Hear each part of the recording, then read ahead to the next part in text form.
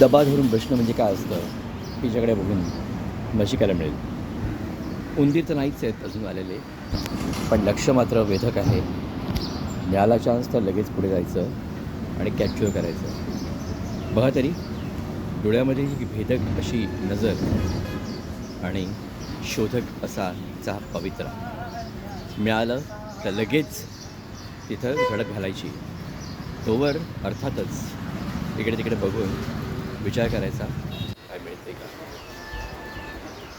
बरोबरच आहे, दिवस सुरू झाला आहे, त्यामुळे पोटाकरता काहीतरी करणं आवश्यक आहे. आणि त्याकरता बेस्ट इज दॅट शाश्वतपणाने बसायचं आणि वाट बघायची आपल्या पक्षाची किंवा खाण्याची. चला तर मग लवकर सुटूया तिच्या पुढच्या पवित्र्याकरता. तोवर नमस्कार.